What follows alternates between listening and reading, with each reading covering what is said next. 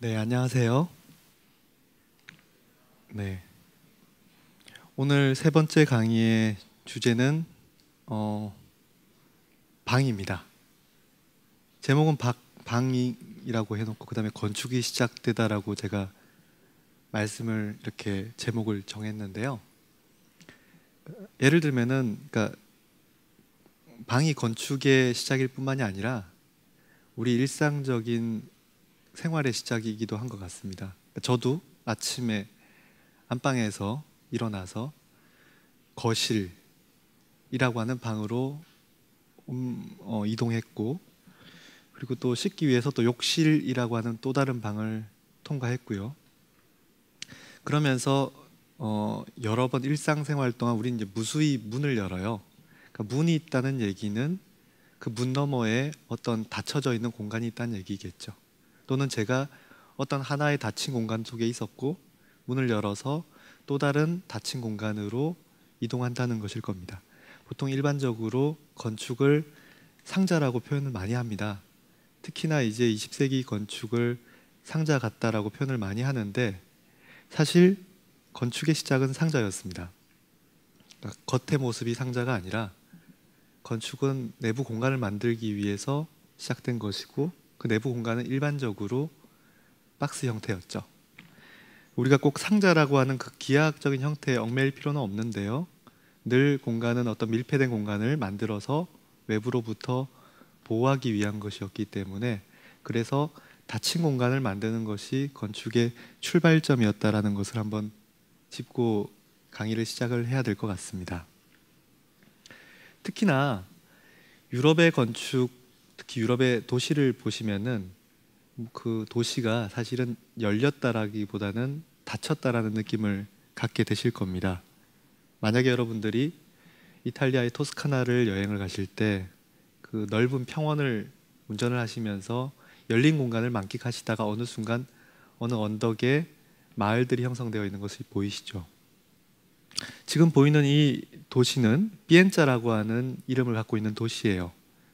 그 앞에 어떤 건축가 이름을 붙여놨는데요, 일반적으로 도시라고 하는 것은 한 개인이 만들어내는 것이 아니죠.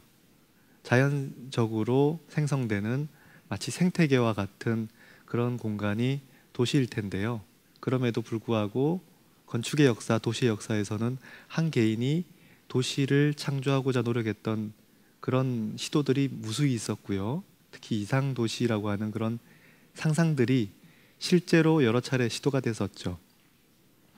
유럽에서 이상도시의 아주 시작이라고 표현할 수 있는 모델 가운데 하나가 바로 이 피엔자고, 그때 이 이상도시를 만들 때 그 건축가의 이름이 바로 이 베르나르도, 특히 로셀리노라고 하는 불리는 베르나르도 로셀리노라고 불리는 이탈리아의 건축가가 1459년부터 이 도시를, 그러니까 기존에 있는 도시를 개조하기 시작합니다.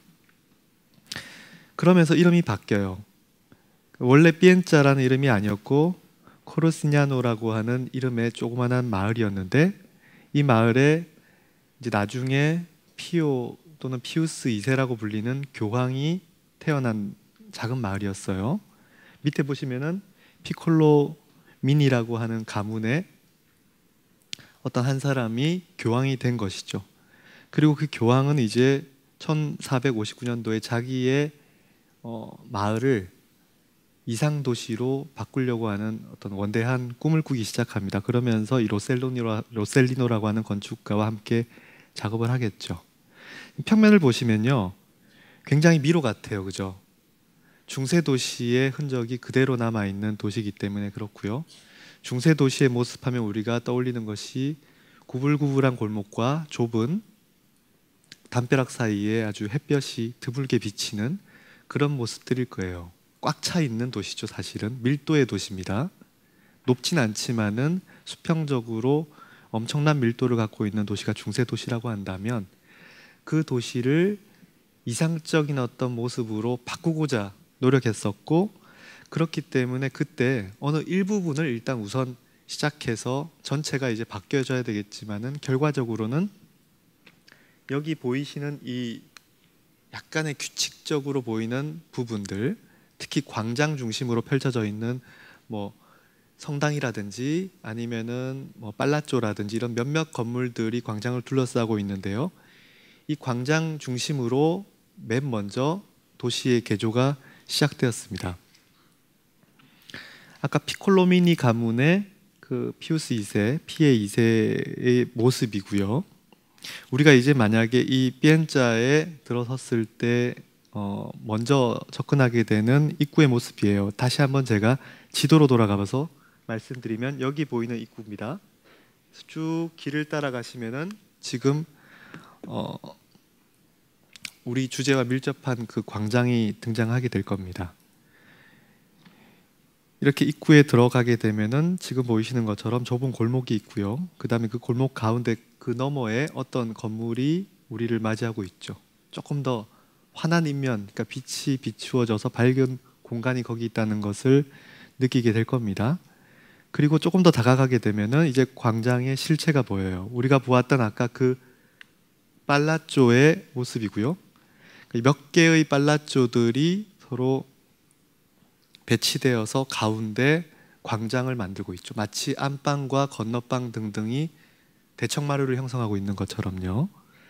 평면을 다시 보시면요. 우리가 접근했던 길은 바로 여기입니다. 그러면서 광장이 있고요. 그 옆에 아까 보였던 인면이 있고 그 다음에 위에 두오모라는 대성당이 있고요. 오른쪽에는 팔라쪼 피콜로미니라고 피콜로미니 가문의 성이 이렇게 있겠죠. 광장의 모습입니다.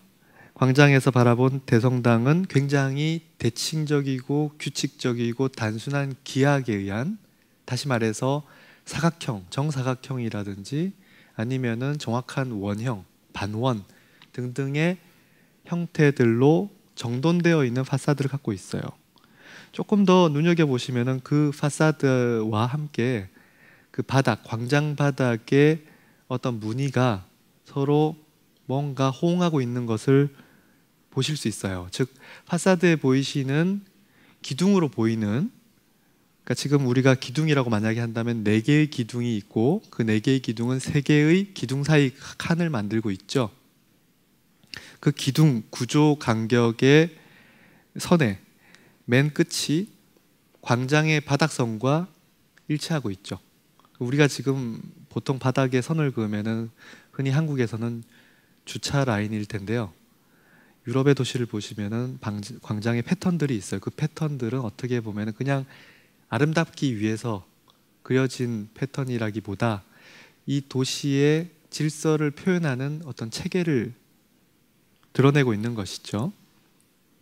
두오모 성당에서 우리가 정면을 바라보고 있을 때 오른쪽 편에는 아까 이야기했던 그 피콜로미니 광장 팔라쪼가 있습니다. 이 팔라쪼의 인면과 그 대성당의 인면을 다 로셀리노라고 하는 건축가가 뭔가 구성을 해서 새롭게 꾸몄고요. 그 앞에는 우물 하나, 원래부터 있었던 우물 하나가 있었고 그 우물 위에 다시 기둥 2개와 보 하나라고 하는, 저번에 우리가 포르티코라고 얘기를 했었는데요. 가장 단순한 구조 체계를 씌워서 마치 건축인 양 우물을 장식하고 있어요. 만약에 우리가 이 팔라쪼와 그 다음에 그 옆에 있는 두오모 사이의 틈을 보시면요. 모서리가 비워져 있어요. 보통 일반적으로 어떤 공간이 닫히기 위해서는 모서리를 보셔야 합니다. 모서리가 닫혀져 있을 때 정확하게 닫힌 박스가 만들어지죠. 여기는 열려 있어요. 그 이유는 이 성당의 인면이, 정확한 그 인면이 사실은 어떻게 보면은 뒤쪽에 남쪽 방향에서부터 빛이 이렇게 올 때 그 인면이 북쪽 면으로 면해 있기 때문에 어둡겠죠. 그리고 광장의 그 대성당 때문에 빛이 잘 안 들어오고 오히려 그림자가 아까처럼 지금처럼 드리워지겠죠. 그렇기 때문에 뭔가 남쪽의 빛을 끌어들이기 위해서는 이 대성당과 그 다음에 옆에 있는 이 팔라쪼 등등의 사이가 공간이 있어야지 아마 빛이 더 깊이 침투할 수 있는, 태양이 움직이면서 그러면서 이런 모습들도 만들어질 수 있을 것 같아요. 지금 보시면 일부 바닥 라인들은 또 한편으로는 성당뿐만이 아니라 여기 보이는 이 팔라쪼의 인면과도 뭔가 호응하고 있습니다. 다시 한번 광장을 평면으로 보시면은 결국 건축가는 여기에 있는 이 불규칙적인 중세 도시의 이상적인 공간을 만들기 위해서 완벽한 직각체계의 공간은 만들기 어려웠지만 그럼에도 불구하고 어떤 질서 있는 각도를 통해서 그리고 그 다음에 그 내부의 광장에 그리드 체계의 선을 집어넣음으로써 그리고 그 선의 한편으로는 주변 건물과 함께 호응하면서 전체가 뭔가 균형을 이루고 있고 조화를 이루고 있는 모습으로 만들었어요. 그러니까 어느 순간 유럽의 건축가들이나 도시 계획가들이 그 도시의 모습을 개조하기 위해서 가장 먼저 바꿔야 할 부분들은 무엇일까요? 도시의 어떻게 보면 입구일까요? 아니면 길일까요? 결국 광장입니다. 한편으로는요, 여기 보이시는 이 성당과 그 다음에 여기 있는 이 피콜로미니 팔라쪼의 뒤에 정원이 있죠. 이 정원 부분들은 지금 굉장히 이렇게 남쪽으로 밑으로 이렇게 튀어나와 있는데요. 그 너머엔 사실 절벽입니다. 여기 보이는 이미지처럼 지금 성당이 있고요. 그 다음에 팔라쪼가 있고 팔라쪼 뒤에 정원이 있고요. 그 정원 밑으로는 급하게 경사가 떨어지고 있는 모습을 볼 수 있어요. 원래 자연이라고 하는 것은 완벽한 수평이 없죠. 수평이 있다고 한다면은 호수밖에 없겠죠. 일반적으로 모든 지형들은 다 경사가 있기 때문에 그리고 그 지형 위에서 도시가 건설될 때는 그 도시의 건물들은 우리가 흔히 떠올리는 그런 유럽의 중세 도시의 모습들처럼 뭔가 굉장한 이 토포그래피라고 그러죠. 이 꺾어지는 지형 속에서 다양한 건물들이 아기자기하게 들어서면서 뭔가 지금처럼 이런 피처레스크, 풍경화적인 풍경을 만들어요. 그런데 이때 이 지금 1459년이면은 지금 르네상스 시기고 이 르네상스 시기에서는 가장 이상적인 공간을 만들기 위해서는 저런 불규칙적인 상황들을 다시 개조시켜야 된다고 생각을 했어요. 우리가 예를 들면 어떤 강을 어느 순간 한강을 자연스러운 형태가 있었는데 한강을 우리가 개조하기 위해서 뭔가 둑을 만들고 반듯하게 만들었죠. 이런 그 행위들이 옛날의 서구의 역사 속에서 흔하게 발견되는 겁니다.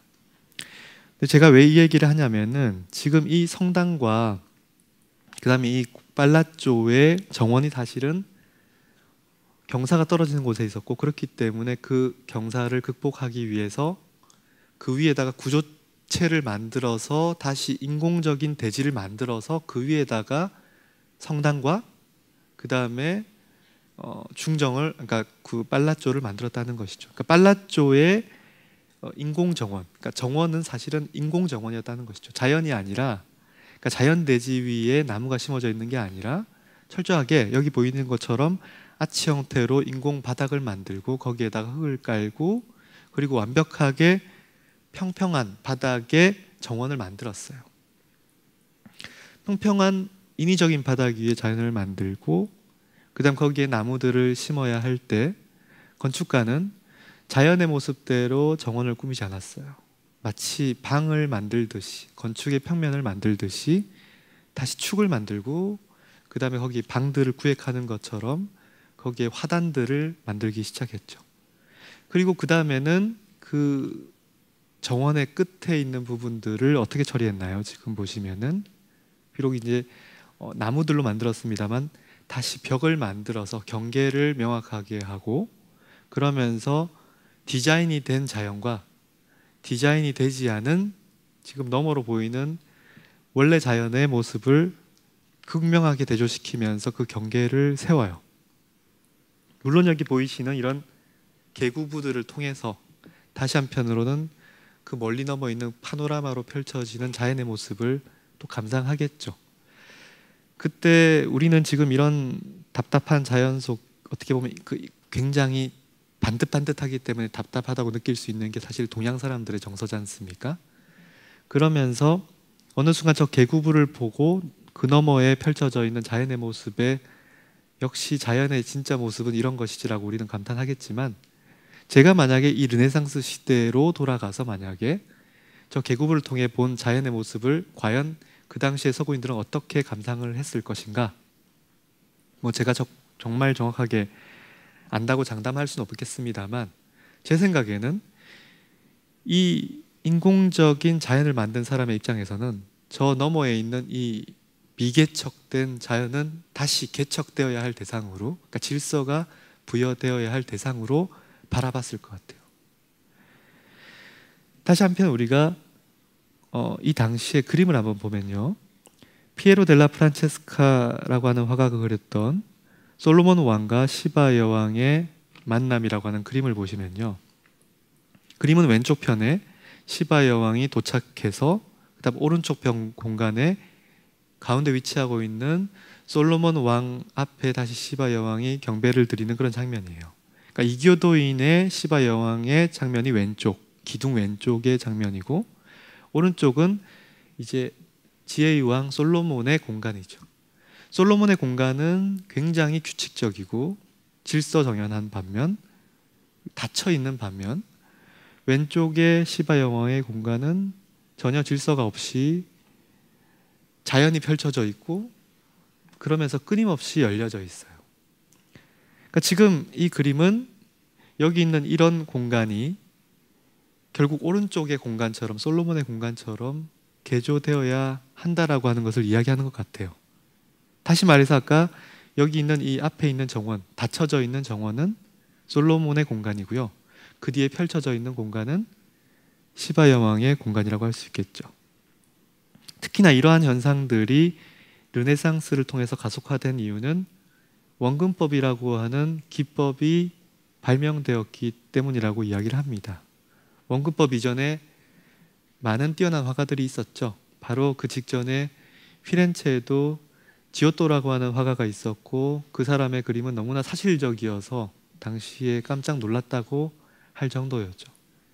그런데 우리가 이 원근법 이전의 세대인, 바로 직전 세대인 지오토의 그림을 보시면요, 굉장히 인체 묘사는 정확한 반면에 뒤에 배경으로 자리 잡고 있는 건물들은 뭔가 어색합니다. 그죠?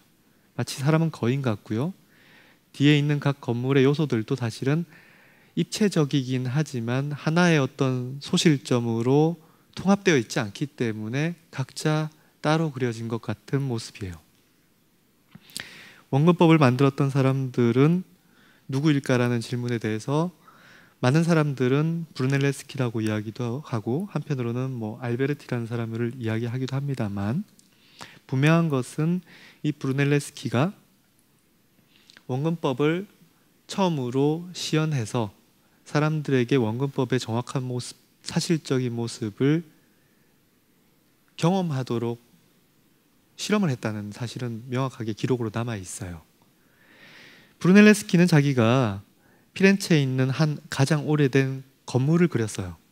원근법의 대상이 사람이 아니라 지금 건축이라는 것도 좀 흥미로워요. 그 건축 가운데서도 중세의 어떤 삐뚤삐뚤한 형태의 건물이 아니라 굉장히 반듯반듯한 기하학적인 형태의 건물을 선택을 해서 그 건물을 그린 다음에 그 자기가 그렸던 그 위치에서 어떤 장치를 만들어서 자기의 그림과 그 다음에 실제 그렸던 그 모델, 그 건물을 함께 비교함으로써 내가 이 그렸던 원근법의 그림이 얼마나 정확한지를 체험하도록 했다고 하죠. 그 방식을 짧게 제가 말씀을 드리면, 지금 보이시는 것처럼 큰 판과 작은 판이 있는데요, 작은 판은 거울이고 큰 판은 그림입니다. 큰 판에 지금 그려져 있는 저 그림이 있고, 그 다음에 반대편에는 거울이, 작은 거울이 있는데 그것이 서로 마주보게 만들어요. 그리고 큰 그림판 가운데는 구멍을 뚫었고요, 지금 잘 안 보이시겠지만 여기 구멍이 있습니다. 건너편에서 보시면은 그림 뒷판에 조금 더 큰 구멍이 있죠. 그래서 우리가 그림을 보는 게 아니라 그림 뒤에서, 그림 뒤에 뚫려 있는 구멍을 통해서 뭔가 보는 거예요. 그러면 그때 보이는 대상은 사실은 거울이겠죠. 거울에 비춰져 있는 내 그림의 모습을 보도록 하는 것이죠. 그리고 그 거울 뒤에는 뭐가 있을까요? 실제 이 세례당 건물이 위치하고 있겠죠. 그러면서 이러한 방법으로, 즉 다시 말해서 지금 어떻게 보면 다른 방법인데요, 비슷한 여러 가지 방법들이 있을 수 있는데, 기구를 설치해서 보았다라는 설도 있고요, 또는 이렇게 들고서 보았다는 설도 있는데요, 이런 것처럼 해서 실제 원근법을 시연했다라고 이야기를 하죠. 저는 그 대상이 굉장히 규칙적인 건물이었다는 것에 이제 조금 더 방점을 찍고 싶어요. 다시 말해서 어떤 인체를 자연스럽게 그리는 것은 원근법 이전에서도 있었어요. 아까 지오토의 그림에서 그려했던 것처럼. 그런데 이 브루넬레스키는 자기의 원근법을 증명하기 위해서 규칙적인 건물을 대상으로 실험했다는 것이죠. 듀러는 원근법을 자기는 이런 방식으로 그린다라고 설명하는 것처럼 판화를 남겼고요. 어떤 모델이 있고요. 그 다음 그 모델과 자기 사이에, 화가 사이에 투명한 유리판을 세우고요. 그 유리판에는 직각체계의 그리드를 그려서 그 다음에 어떤 대상과 그 대상의 각각의 부분들이 내 유리 창문의 그리드의 어느 포인트에 찍히는지를 보고서 그 다음에 책상 위에 있는 또 다른 그리드 위에다가 그대로 점을 찍어서 옮겨서 그렸다고 얘기를 하죠. 물론 이제 눈의 위치가 바뀌면 안 되기 때문에 작은 오벨리스크를 앞에다 놓고 그 눈위치를 결정하고요. 즉 지금 여기에 화가는 원근법을 통해서 그 뒤에 있는 대상을 뭔가 규칙적인 체계를 통해서 재탐구하고 있어요. 그 그림은 어떻게 보면 지금 이 듀러 오른편에 있는 창문과 흡사하죠. 알베르티는 원근법 그림을 열린 창문이라고 표현합니다. 그러니까 우리가 어떤 공간 속에 있고 그 공간 속에서 창문을 통해서 또 다른 공간을 보는 것이죠. 우리는 닫힌 공간에서 또 다른 공간을 관찰하는 것이죠. 원근법이 적용되었던 대표적인 초기 그림 가운데 마사초의 삼위일체, 성삼위일체라는 그림이 있어요. 이 그림은 지금 맨 가운데 맨 뒷부분에 하나님이 있고요. 그 앞에 십자가에 못 박힌 예수가 있고 그 양옆에 성모 마리아라든지 성인이 있고요. 그 앞에는 이제 기도드리는 일반 시민들이 그려져 있죠. 그림을 통해서 실제 존재하지 않는 공간, 3차원적인 공간을 그대로 표현하고 있어요. 그리고 그 공간은 대칭적이죠. 원근법이라고 하는 것은 결국은 어떤 공간의 깊이를 보여주기 위한 것이고 그 원근법이 제대로 적용되었는지를 보여주기 위해서는 그 대상은 굉장히 규칙적이면 규칙적일수록 우리가 실제라고 확신을 할 수 있을 거예요. 흥미로운 것은 이 마사초는 이 원근법의 기법을 브루넬레스키로부터 배웠다고 이야기를 하고요. 그 그림의 배경이 건축이고요. 그 건축의 모델이 사실은 그 비슷한 시기에 조금 더 앞서 지어졌던 브루넬레스키의 고아원 건물이었어요.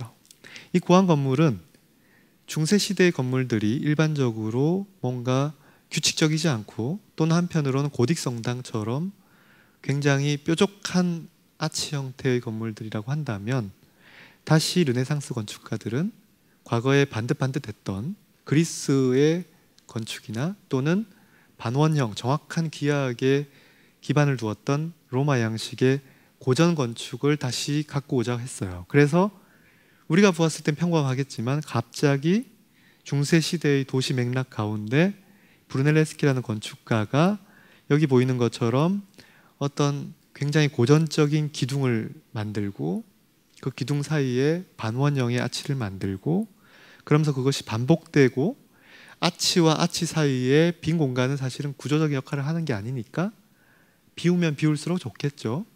그렇기 때문에 지금 저기 보이는 동그란 어린아이 모양의 장식들이 있는 것이 저기가 구조가 아니기 때문이죠. 그리고 맨 끝에 마지막 순간에는 다시 아치 최상단 위에 볼을 만들고 맨 끝단에는 다시 더 굵은 기둥을 세우는 이 방식을 마사초는 그대로 지금 적용해서 가에 각 기둥이 있고요. 그 다음에 원기둥이 있고 아치가 있고 그 사이에 장식이 있는 등 마치 오늘날의 지금 건축 잡지들이 최근의 건축 경향들을 소개하는 것처럼 지금 이 르네상스 시대의 그림들, 새로운 그림들은 그 새로운 배경을 만들고자 했고 그 새로운 배경들은 새로운 건축 당시의 공간들이었죠. 다시 한번 이 브루넬레스키의 이 고아원 건물들을 보시면요. 지금처럼 아까 맨 끝에는 각기둥 형태의 코린트 양식이라고 하는 복잡한 형태의 주두 형태로 있는 기둥이 있고요. 그 다음에 아치들이 반복됩니다. 마치 가로수들이 반복되는 것처럼요. 알베르티가 원근법을 설명할 때 그렇게 얘기했거든요. 길이 있고 가로수가 있는데 그 가로수들이 끊임없이 서로 좁혀지고 작아지면서 한 점으로 소실되는 효과. 그런 것처럼 이 브루넬레스키의 반복적인 인면은 한편으로는 측면에서, 특히나 바로 길에서 접근할 때는 바로 이 인면에서 옆으로 비껴서 보게 되어 있거든요. 그때 이 열주들이 점점점 소멸되어 가는 모습, 또는 그 열주 내부에서 이렇게 소멸되어 가는 모습들은 굉장히 원근법적 효과를 극대화할 수 있고, 또 한편으로는 원근법이 적용된 그림이 굉장히 선호할 만한 그런 공간이라는 거예요. 한편으로는 이 건물은 굉장히 기술적으로도 새로웠어요. 기둥을 세우고 그 다음에 벽을 세우고 그 다음에 아치를 만들죠. 그래서 내면의 아치들이 만들어지면은 그 위에는 3차원적인 아치를 이렇게 돌렸다고 생각했을 때 그게 돔이 만들어지죠. 돔을 만들거나 아치를 만들 때는 거푸집을 먼저 만들고 그 위에다가 아치들을 쌓아서 맨 마지막 돌을 박아 넣는 순간 거푸집을 뗄 때 무너지지 않는 거거든요. 거푸집이라는 게 꼭 필요합니다. 그리고 거푸집은 일반적으로 비싸요.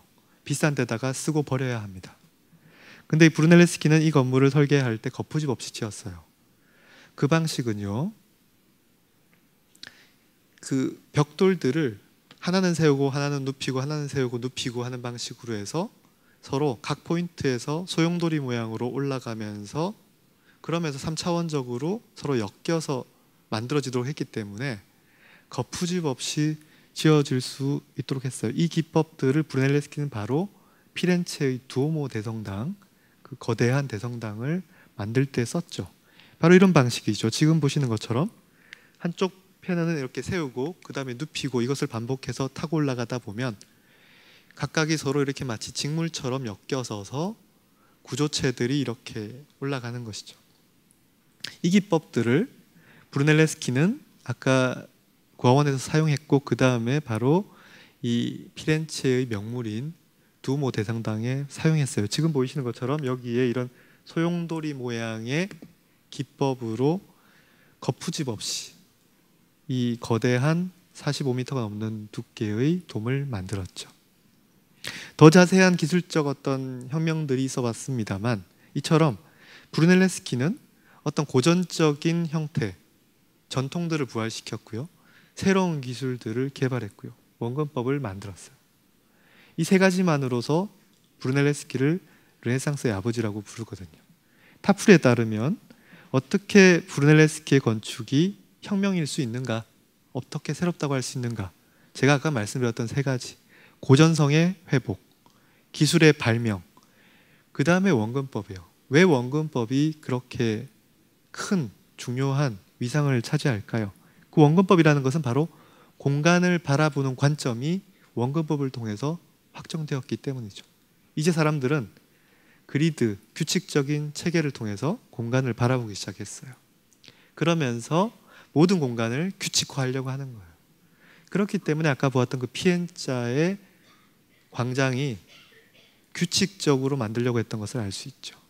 그리고 또 한편으로는 원근법의 효과들이 가장 극명하게 드러나는 공간들은 결국은 그리드 체계에 의한, 그리고 한편으로는 닫혀있는 그런 공간일 겁니다.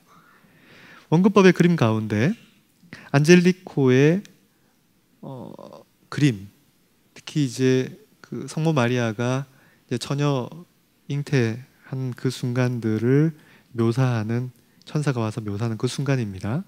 근데 이 왼쪽 편에는 아담과 하와가 죄를 짓고 에덴 동산으로부터 쫓겨나는 공간이죠. 그 공간은 어떠한 규칙적인 체계 없는 그냥 자연 상태의 질서 없는 그런 공간이고요. 성모 마리아가 천사를 맞이하는 그 공간은 하필 건축 공간이고, 그 공간은 기둥에 의해서, 그리고 아까 브루넬레스키가 보여줬던 그런 건축 어휘들, 반원형의 아치들, 그런 것들이 반복되는 굉장히 원근법적인 공간이라는 것이죠. 아까 솔로몬의 그림을 그렸던 프란체스카의 또 다른 그림, 예수가 드디어 이제 십자가에 처형되기 전에 로마 병사들로부터 채찍질을 당하는 그 장면들을 묘사할 때 또다시 마찬가지로 가운데 기둥이 있고 왼쪽 편에 저 멀리에 예수가 고통당하고 있는 그 장면에 어떻게 보면 비극적인 장면이죠. 근데 비극적이기 때문에 한편으로는 굉장히 감동을 불러일으키고 성스럽죠. 그 공간들은 규칙적이고 반복적인 체계고요. 그 반면에 오른쪽 편은 사람이 멀리 있는 것이 아니라 객관화되어 있는 것이 아니라 마치 우리가 그림을 보는 우리처럼 눈앞에 바로 우리 앞에 펼쳐져 있고 그 세 사람은 어떤 이야기를 나누고 있는데 마치 우리는 그 이야기에 동참하고 있는 것 같아요. 그러니까 저 세 사람의 누군가는 굉장히 의견이 분분합니다만 어찌되었거나 이 세 명은 속세의 사람이죠. 저 사람이 착한 사람이든 나쁜 사람이든 그건 당장 알 수 없겠지만 저 세 명은 세속의 사람이고 그 세 명의 사람 뒤로는 그 공간은 굉장히 규칙적이지 않은 중세 도시의 모습과 같은 어떤 시장에서 볼 수 있는 그런 모습 같은 그런 공간으로 구분되어 있어요. 만약 여러분들이 르네상스 시대의 건축가다라고 한다면 또는 르네상스 시대의 화가이고 어떤 거룩한 공간을 만들어야 된다고 한다면 오른쪽을 택하실까요? 아니면 왼쪽을 택할까요? 그러니까 명확하죠. 왼쪽을 택해야 하는 시대입니다. 고대 건축가 비트루비우스, 저번에 계속 이야기했습니다만 건축 십서를 썼던 그 사람이 극장이라고 하는 어떤 건축에 대해서 설명을 했어요. 그러면서 그 극장에 무대 설치가 필요한데 비극적인 장면에 무대가 필요하고 희극적인 장면에 무대가 필요하고 또는 사틸릭하는 사티르적인, 혹시 그 외국 영화 보시면은 판타지 영화 보시면은 이렇게 신화에 나오는 인물인데요. 이렇게 양뿔처럼 달려 있고 다리가 당나귀 같은 그런 신화에 나오는 악동과 같은 그런 요소를 사티르라고 그러죠. 사티르적인 그런 무대, 세 개의 무대를 각자를 설명을 했어요. 텍스트로. 그러면서 비극이라고 하는 것은 결국은 영웅의 이야기고 그 무대는 왕의 공간과 같아야 하고 희극은 광대의 이야기잖아요. 시장에서 벌어지는 우스꽝스러운 그런 이야기들이잖아요. 그렇기 때문에 속세의 공간이 무대로 만들어져야 되고 사티르의 공간은 숲의 공간으로 만들어야 된다고 텍스트로 남겼어요. 르네상스의 천재 중에 한 명인 세를리오는 이제 그것을 그림으로 옮겼어요. 이 두 그림 가운데 어떤 것이 희극적이고 어떤 것이 비극적일까요? 지금 보시면 왼쪽에 있는 공간은 뭔가 규칙적이지 않고 비규칙적이고 한편으로는 거기에 보이는 아치들이 뾰족합니다. 뾰족한 아치는 고딕 양식이에요. 오른쪽은 굉장히 대칭적이에요. 저 멀리는 오벨리스크와 같은 그런 왕을 상징하는 어떤 오브제들도 배치되어 있죠. 기념비들도. 그 다음 거기 보이는 아치들은 브루넬레스키가 썼던 반원형의 아치죠. 그러니까 오른쪽이 비극적 장면이고 왼쪽은 희극적 장면이죠. 오른쪽이 건축가가 만들어야 할 공간이고 그 공간은 대칭적이고 규칙적이고 그 앞에 뭔가 기념비적인 요소가 우리를 바라보게 만드는, 그러니까 닫혀져 있는 그런 공간일 겁니다. 그렇기 때문에 이 당시에 이상도시라고 하는 희한한 테마의 그림들이 발견돼요. 그림이라고 하는 것은 어떤 스토리를 담아야 하고 그 스토리를 위해서는 등장인물이 필요하고 그렇기 때문에 늘 인물들이 주인공이 됩니다만 우리가 오늘날 발견하는 이 일련의 이상도시라고 하는 그림들은 인물들이 없어요. 물론 여기에 인물들은 있으나 예외입니다만 이 그림에서는 익명의 인물이고 주인공은 공간이라는 것을 알 수 있죠. 그 공간은 규칙적이고 질서정연하고 그 다음에 각각의 공간들이 서로 이루어서 광장을 형성하고 있어요. 마치 아까 보았던 그 비엔자의 광장 같죠. 지금 아까 순서대로 일련의 그림 가운데 이 그림은 조금 더 독특한데요. 구조체계가 있고 그 구조체계 너머로 뭔가 질서정연한 공간이 있고 대칭적인 도시 공간이 만들어진 다음에 그 끝에는 끊임없이 확장돼요. 열려 있다고 얘기할 수 있을까요? 근데 저 멀리에 배가 떠 있는 것으로 보아서 이것은 항구 도시죠. 그러니까 저기에 경계가 명확하게 끝납니다. 이상적인 것은 경계가 있어야 해요. 유토피아는 외부로부터 차단되어야 합니다. 그렇기 때문에 여기에 벽을 세우든 벽을 세우지 않든 항상 경계를 끊고 그리고 공간을 닫아서 외부와 단절시키는 것, 그것이 어떻게 보면 또 다른 원근법의 어떤 공간적 효과라고 볼 수도 있겠죠. 저런 관점에서 보면 우리가 다시 Bn자를 보면 이 앞에 왜 이 건축가는 저 우물을 기둥 체계를 통해서 다시 장식했는가?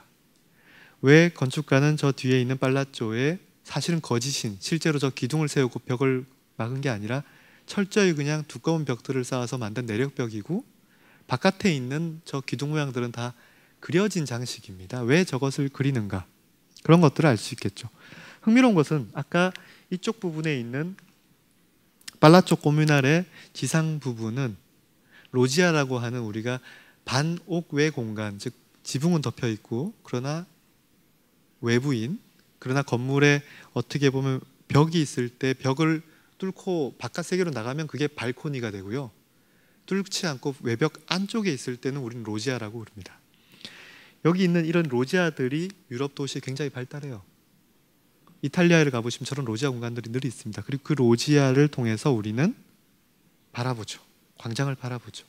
그런 그림들이 아까 구조를 통해서 바깥에 있는 그 이상적 공간을 다시 한번 바라보고, 그러니까 눈앞에 있는 이 체계와 그 너머에 있는 어떤 체계가 사실은 같다라고 하는 그런 굉장히 효시적인 장치라는 것을 볼 수 있죠. 저런 것들이 건축 또는 도시 속에서 계속 같이 보입니다. 그리고 도시 속에 있는 광장이 어떻게 보면 건축에 있어 각각의 방들의 역할과 중요한 방들의 역할과 같다고 할 수 있겠죠. 아까 그 이상 도시들의 그림들은 원래 우르비노에 있었다고 하고요. 지금은 볼티모르에도 가 있는 그림이 있고 베를린에 가 있는 그림도 있습니다만 아까 맨 첫 번째 이상 도시 그림은 우르비노에 있어요. 우르비노의 이 성의 모습이 굉장히 웅장한데요. 몬테펠트로라고 하는 우리 초상화 굉장히 잘 익숙한 초상화입니다. 이 영주가 있었고 이 영주를 위한 성입니다. 그때 이 성에서 가장 중요한 공간은 어딜까요? 물론 이제 왕의 공간이겠습니다만 왕도 결국은 입구를 통해서 어디를 통해서 그 자기의 공간으로 들어갈 거 아닌가요? 항상 보시면은 유럽 건축에 보시면은 이런 중정 공간들이 있어요. 특히나 여기 보시면은 이 왼쪽보다는 저 위에 있는 중정이 굉장히 규칙적이고 열주 아케이드가 있고요. 뭔가 가치 부여되어 있고 그 바닥에 패턴까지 그려져 있는 것을 볼 수 있죠. 바로 여기 있는 이 단아한 형태의 중정이고요. 우리가 비록 기둥이 있기 때문에 열려져 있는 것이 아니냐라고 얘기할 수 있겠습니다만 이 공간은 사실은 기둥은 체계를 보여줄 뿐이지 전체적인 기하학은 사실은 박스에 출발하고 있어요. 그냥 각각의 면들이 만나서 하나의 박스를 만들고 닫혀져 있는 세상이죠. 여기는 여기만의 세상이 있고 또 다른 중정으로 넘어가면 또 다른 세상이 펼쳐지겠죠. 아까 보았던 르네상스식의 굉장히 규칙적인 그리스 로마의 고전적 어휘들이 지금 등장하고 있고요. 거기에는 이런 구조 체계들이 적절히 적나라하게 정직하게 표현되어 있고요. 그러면서 또 열주 공간들이 이렇게 바라보입니다. 흥미로운 것은 이런 공간들을 볼 때 우리는 항상 모서리를 보아야 해요. 다음 시간에 이야기하게 될 열린 건축이든 닫힌 건축이든 결국은 어디가 열렸고 어디가 닫혔냐를 보는 것은 공간의 모서리, 코너일 겁니다. 여기에 이 코너를 보시면은 지금 보이시는 것처럼 굉장히 다른 열주들에 비해서 더 두껍게 처리가 되어 있는 것을 볼 수 있어요. 아까 브루넬레스키의 고아원 건물처럼 열주들이 있고 끝나니까 마지막에는 더 굵은 각기둥이 표현되어 있고요. 그 각기둥들로 마감지어서 서로 만났죠. 닫혀져 있죠. 코너에 구조체가 있으면서 각을 만들었기 때문에 사실은 이 공간은 밑에 부분이 이렇게 뚫려 있다 하더라도 창문이 있다 하더라도 결국은 닫혀 있는 겁니다. 코너가 서로 맞붙어 있기 때문에. 한편으로는요, 또 비슷한 사례이나 조금 차이 있을 수 있는 브라만테의 성당 수도원 건물을 한번 보겠습니다. 여기에도 또 마찬가지로 여기 보이시는 것처럼 굉장히 흡사한 형태의 중정이 있어요. 밑에 바닥 패턴도 거의 동일하죠. 여기에서는 열줄들이 반복되면서 코너 부분에서 아까보다는 다르게 그냥 열줄들이 그냥 그대로 코너에 하나 놓여져 있는 것처럼 마무리되어 있는 것을 볼 수 있어요. 그 상부에는 또 다른 복도가 있고요. 그 복도의 투시도 모습을 보시면은 뭔가 여기 보이는 굵은 기둥과 가는 기둥들이 서로 엇박자로 반복되고, 그 맨 마지막에 코너에 만나는 부분들은 사실 구조적으로 제일 취약한 부분이기 때문에 그 부분이 두꺼워져야 하거든요. 근데 건축가는 여기에는 똑같은 그래도 위계의 구조를 놓겠다고 결정을 했고, 근데 그럼에도 불구하고 그 코너에 기둥이 있기 때문에 우리는 어찌되었건 간에 그 내부에는 공간이 닫혀져 있다는 것을 알 수 있죠. 그러니까 코너의 요소가 최소화되어 있지만은 그럼에도 불구하고 코너에 무언가가 막혀져 있고 닫혀져 있다는 거예요. 조금 더 자세히 보시면 흥미롭게도 여기에 있는 이 이오닉 양식이라고 하거든요. 마치 이렇게 우리 그 찜질방 가면 이렇게 하는 것처럼 양머리 모양 같은 그런 이 주두 모양이 있는데, 이 주두 모양이 반복되다가 서로 중첩되는 순간 기둥으로부터 튀어나와 있는 부분만 서로 겹쳐져 있는 형태로 보이죠. 굉장히 저 코너를 어떻게 결정짓는 것인가, 어떻게 마무리 지을 것인가는 굉장히 첨예한 문제였을 것으로 생각할 수가 있겠죠. 유럽의 다시 도시로 보면요, 온통 저런 중정이나 광장 투성이에요. 로마, 고대 로마의 모습이 어땠을까를 18세기의 논리라고 하는 사람이 이제 지도를 통해서 재현했는데요. 조금 더 자세히 보시면요, 새까맣게 칠해져 있는 가운데 흰색이 뭔가 사람들이 침투할 수 있는 공적인 길이라든지 광장이라든지 그렇게 표현이 되어 있고, 나머지들은 건물 내부는 실제로 비어 있음에도 불구하고 새까맣게 칠했어요. 사적인 공간들은 다 칠한 거죠. 실제로 거기가 돌 덩어리 메스는 아닐 거 아닙니까? 그럼에도 불구하고 두 개의 위계를 보여주기 위해서요. 흥미로운 것은 광장뿐만이 아니라요, 여기 보이는 것처럼 예배당의 실내부도 공적인 공간이기 때문에 광장처럼 비워놨어요. 다시 말해서 예배당의 내부나 아니면 어떤 중요한 공적인 공간은 광장과 같다는 거예요. 광장이든 방이든 중요한 공간, 공적인 의미를 띠고 있는 것은 같다. 그리고 또 한편으로는 닫혀 있다는 것이죠. 나중에 지떼라고 하는 학자가 유럽의 도시들을 어떻게 공부해야 될 것인가, 광장을 공부해야 된다. 조금 더 자세히 보시면 각 도시별로 광장이 있고, 그러니까 그 도시를 이해하려면 그 도시의 광장을 이해하면 된다. 이제 우리가 도시를 만들 때는 이러한 대표적인 어떤 얼굴이 될 수 있는 광장을 만들어야 되겠죠. 실제로 여러분들 여행을 가시면 늘 광장을 다니실 거예요. 베네치아를 가시면은 산마르코 광장을 가시겠죠. 이 산마르코 광장은 워낙 유명한 공간이었기 때문에 그림 속에서도 줄곧 등장했고요.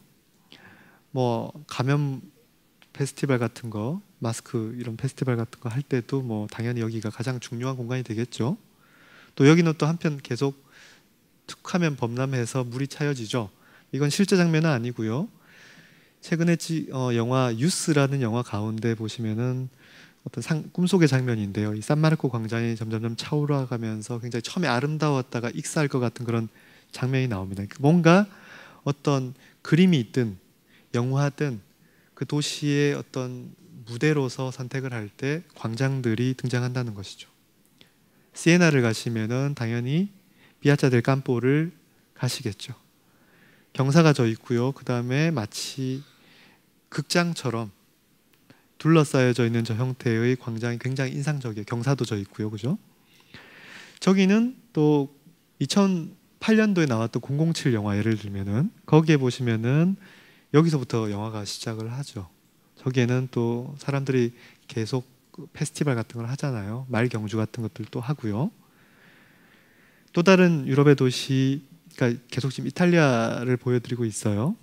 구비오라고 하는 곳에 가보시면은 이번에는 그 피아차 그란데 대광장이죠. 대광장이 마치 가장 거대한 발코니 테라스처럼 인공 대지를 만들어서 경사가 져 있는 도시거든요. 그 위에다가 광장을 만들었어요. 그 광장에서는 또 마찬가지로 그 도시의 가장 중요한 축제들이 펼쳐지겠죠. 아까 브루넬레스키가 시연을 할 때, 원근법을 시연을 할 때 세례당 건물을 가지고 시연을 했다고 말씀을 드렸어요. 근데 건물 갖고도 시연을 했고요. 또 다른 요소, 이 시뇨리아 광장, 피렌체에서 가장 유명한 광장이죠. 그 광장을 가지고서도 또 시연을 했다고 얘기를 합니다. 그때는 여기 보이는 것처럼 광장을 그려서 모서리, 건물의 외곽을 다 따내고 그러면서 실제 그 위치에서 보았을 때 그 실제 모델과 원근법에 의한 그림이 일치한다는 것을 보여줬다는 거죠. 이런 거 다 지금 어떻게 보면 재현해 놓은 이미지예요. 실제로는 텍스트로만 남겨져 있어요. 이 시뇨리아 광장은 한편으로는 규칙적이지 않습니다. 뭔가 건물들이 L자 형태로 휘어져 있고요.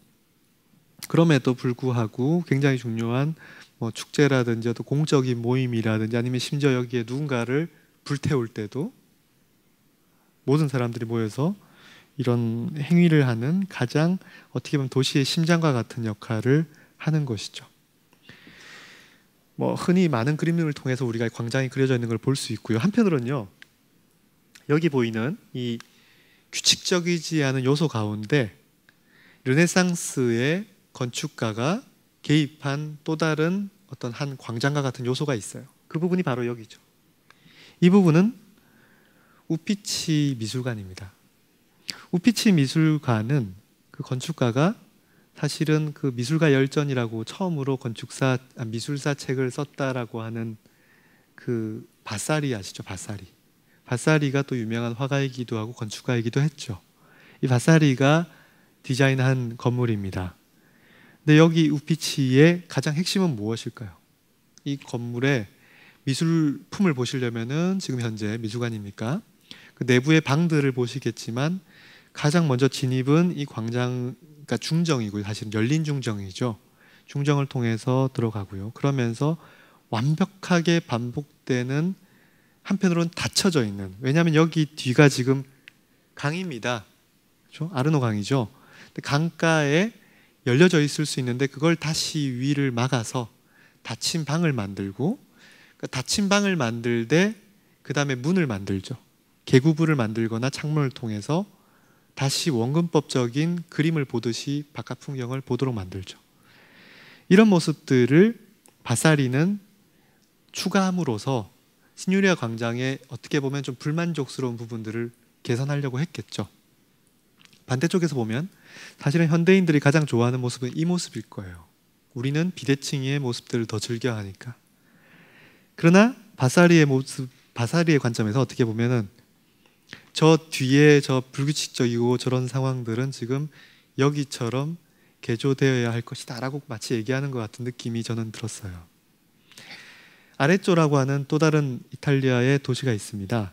여기에도 또 피아자 그란데 대광장이 있고요. 이 대광장은 경사가 져 있기 때문에 굉장히 더 흥미로운 공간이고요. 그 다음에 주변으로 다양한 건물들이 이렇게 둘러싸여져 있어요. 특히 인상적인 것은 거기에 붙어 있는 이 좁고 높은 마치 마천루와 같은, 미니 마천루 같은 건물, 유형의 건물들이 있고요. 주거고요. 아파트고요. 그리고 이것은 중세 도시의, 그러니까 중세 건축입니다. 그러니까 이런 모습들이 사실은 아레쪼를 굉장히 상상할 때 떠올렸던 모습이고요. 그렇기 때문에 아까 우리가 지오토 그림 봤죠. 지오토가 아레쪼를 그릴 때, 그러니까 프란체스코 성인이 아레쪼에 악마들이 있을 때 기도를 통해서 쫓아냈다, 그런 내용의 그림이 있는데요. 오른쪽 편이 바로 아레쪼예요. 아레쪼의 성벽 내부에 있는 건축들은 모두 다 같이 지금 아까 보았던 그런 조그마한 마천루와 같은 그런 모습들, 규칙적이지 않은 그런 모습들이죠.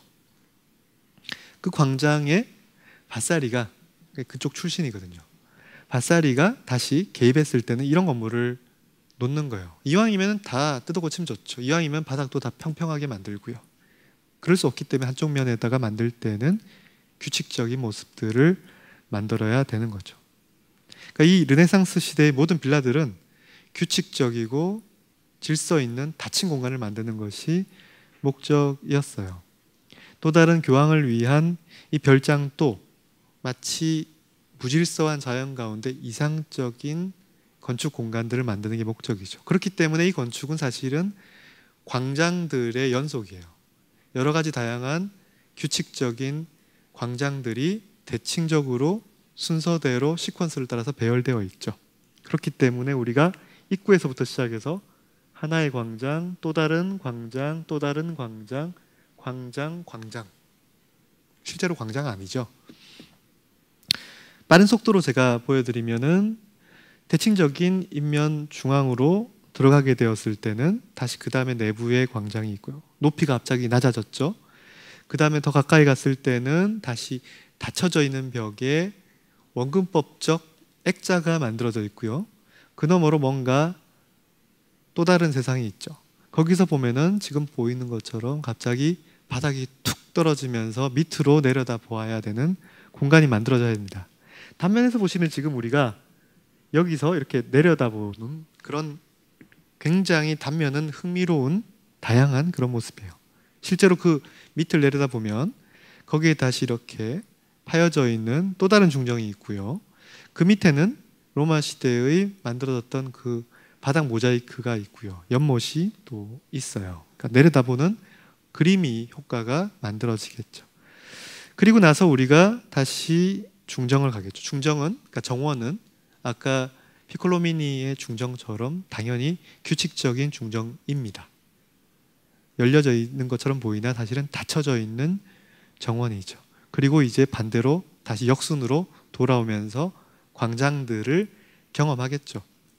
건축은 그렇기 때문에 대칭과 질서를 부여하는 것이 첫 번째 조건이다. 이렇게 얘기하는 거예요.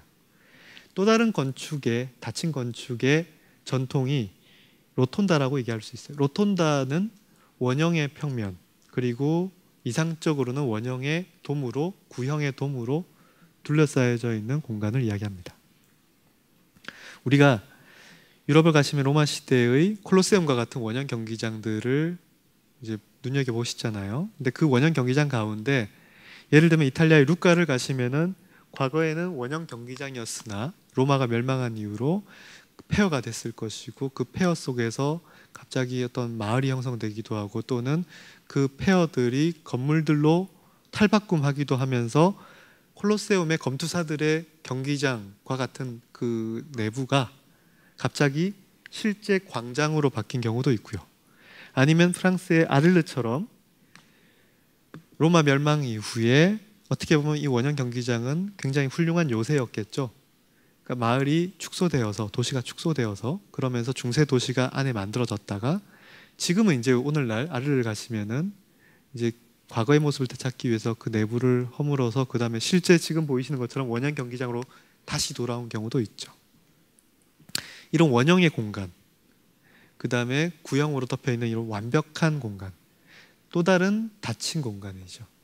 이런 공간의 전통은 이미 판테온에서부터 시작되었고, 그리고 그런 판테온의 공간들을 가장 잘 보는 방법은 밑에서 위로 보는 방법이죠. 그렇기 때문에 이런 엑소노메트릭도 마치 우주선이 떠 있는 것처럼 19세기 말에 슈와지라고 하는 사람이 이런 방식으로 표현을 했어요. 이제 이런 로톤다의 형식들은 계속 반복됩니다. 팔라디오라고 하는 르네상스의 건축가는 빌라 로톤다라고 우리가 흔히 부르거든요. 비센차 근처에 여기 보이는 이 건물을 설계를 했고요. 그 건물은 가장 핵심적인 공간은 각 닫힌 공간들을 연속적으로 가다가 맨 마지막에 돔의 로톤다 공간이 이제 있는 것이 클라이막스겠죠. 그 내부의 모습입니다. 그러니까 이런 것들은 우리 저번에 보았던 쉰켈의 알테스 뮤지엄에서도 또 마찬가지로 있었죠. 여기에 내부에 들어가 보시면은 거기에는 우리가 의도치 않았던 로톤다 공간을 발견하게 돼 있어요. 그 공간은 갑작스럽게 발견이 됩니다. 왜냐하면 닫혀져 있기 때문이죠. 문으로, 그러니까 실제 문으로 열고 들어가는 거 아니도록 문이 있었고, 그 문을 통과했을 때 갑작스럽게 발견되는 것이죠. 약간 그런 가까이 공간들이 닫혀 있다라는 그런 언어들은 아까 우리가 이상도시 그 그림 가운데 맨 마지막 그림처럼 기둥 체계를 통해서 도시를 바라본다. 그 기둥은 어떻게 보면 새로운 공간의 시작이자 끝이다 라는 것처럼 신켈도 그러한 느낌의 공간 투시도들을 그렸고요. 내부에 들어가면 이런 로톤다 공간이 있죠.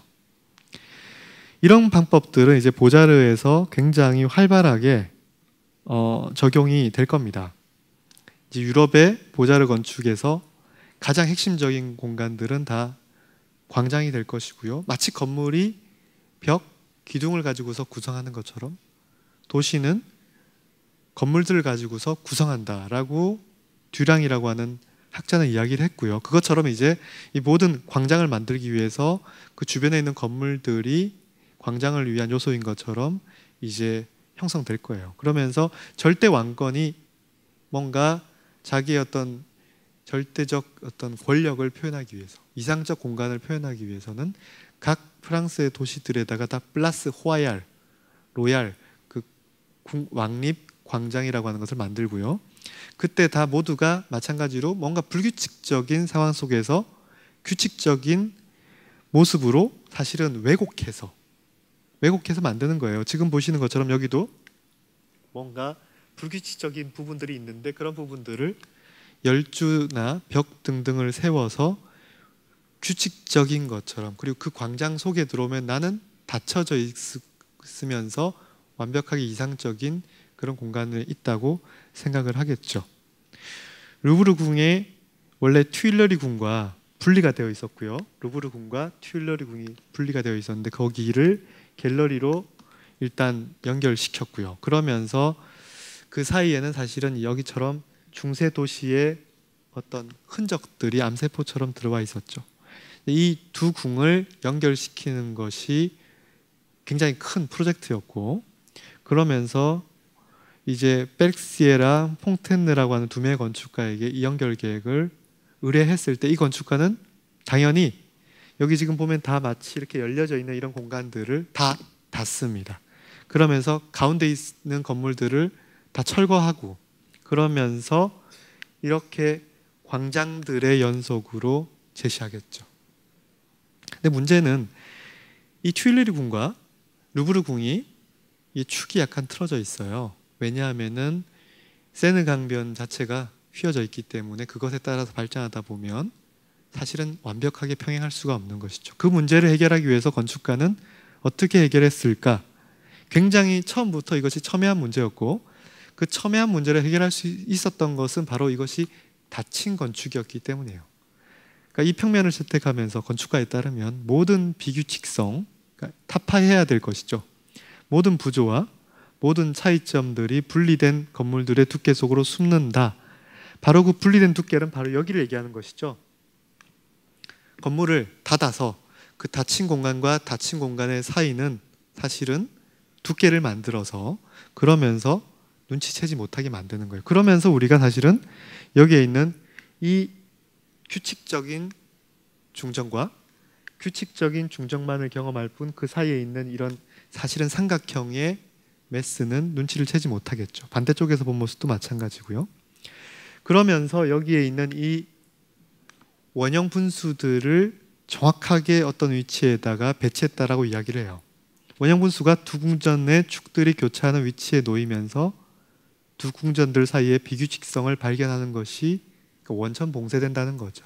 다시 말해서 두 개의 축이 교차하는 포인트에서 조금 독한 사람들은 딱 보고 180도 돌아서 딱 보니 비뚤어졌다라고 얘기를 하겠죠.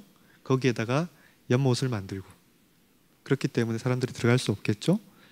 그 다음에 거기에다가 조각을 만들어서 아예 올라갈 수 없도록 만든 것이 바로 저 연못이라는 것이죠. 원형 원못. 이처럼 이 당시 건축가들은 어떻게 하면 규칙적이지 않은 현실을 규칙적인 이상으로 바꿀 것인가가 목적이었어요. 파리의 모든 필지들은 다 이와 같이 불규칙적입니다. 그 가운데 건축가들은 규칙적인 닫힌 공간들을 만들어서 그것들을 계속 연결지어서 착각하게 만들어요. 굉장히 기묘합니다. 들어왔을 때 대칭적인데 여기에 입구 쪽으로 틀어서 다시 들어가다 보면은 여기에 다시 뭔가 마치 관절처럼 그런 요소들이 있고, 각자 요소들은 다 규칙적이고요. 들어간 다음에 우리는 어느 순간 이 전체 공간에 축은 여기라는 걸 눈치를 채겠죠. 자연스럽게 옮기다가 그러다가 필지가 이렇게 옆으로 가니까 그걸 따라서 가기 위해서 다시 이쪽 방향으로 틀고, 그러면서 굉장히 기묘한 방식의 동선들을 만들고 축을 만들고 틀면서 마치 이 모든 공간이 규칙적이었다고 착각하게 만들죠. 근데 그게 가능했던 이유가 바로 닫힌 공간이기 때문이라는 거죠. 이런 닫힌 공간의 원칙들은 아예 그냥 체계화돼서 교육돼요. 보자르라고 하는 시스템 속에서 갸데가 건축을 이야기를 할 때 건축의 요소와 구성의 요소가 있는데, 특히나 이제 건축가는 구성하는 사람들이에요. 단어들이 있고 단어들을 어떻게 결합해서 문장을 만들어야 된다고 한다면, 시인들은 단어를 만드는 사람들이 아니잖아요. 시인들은 문장을 만드는 사람들이에요. 건축가들도 강요소를 만드는 게 아니라 구성을 하는 사람들이고, 특히 그 구성의 요소들은 이런 벽, 지붕, 기둥과 같은 실제 건물을 지을 때 쓰는 요소들이 아니라 방들이라는 거죠. 거실, 대기실, 계단실 등등의 방들이라는 거예요. 그러면서 이런 것들을 구성의 요소다라고 이야기를 하죠. 그러면 이제 구성하려면 어떻게 됩니까? 먼저 구성의 요소를 정해야죠. 단어를 정해야 되죠. 그러니까 어떤 건물을 짓는다, 학교다, 학교에 필요한 모든 강의실들을 카탈로그를 만들어요. 그리고 나서 뭐 해야 됩니까? 배치하죠. 마치 모자이크 만들듯이. 건축의 예술은 지금 아까 요소를 만드는 게 아니라 그건 굉장히 엔지니어적인 거고, 건축가는 여기서 시작되는 거예요. 가르니에의 파리 오페라 하우스는 대표적인 닫힌 공간의 보자르의 걸작이라고 얘기를 하죠. 여긴 보이시는 것처럼 뭔가 오페라 길이 있고 거기에 마치 모뉴먼트처럼 닫힌 인면에 어떤 오페라 하우스가 있고요.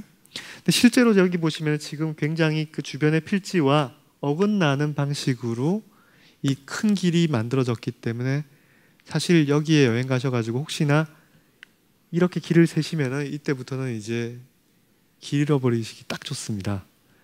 그 이유가 뭘까요? 사실은 그 옆에 있는 중세 도시의 길 체계가 불합리했던 게 아니라 이 오페라 하우스의 길 자체, 아브뉴 드 오페라가 불합리한 방식으로 놓여졌기 때문에요. 어떻게 보면. 왜냐하면은 나머지 이 중세 도시의 필지들은 세느 강변을 따라서 평행하게 발전했거든요.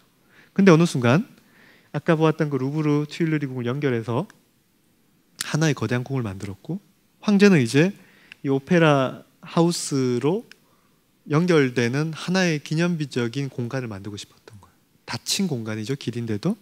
그러다 보니까 이 모든 건물들을 허물고 새로운 인면을 만들었으니까 결국은 이 새로운 인면 때문에 기존의 질서 체계들이 다 파괴가 된 것이죠.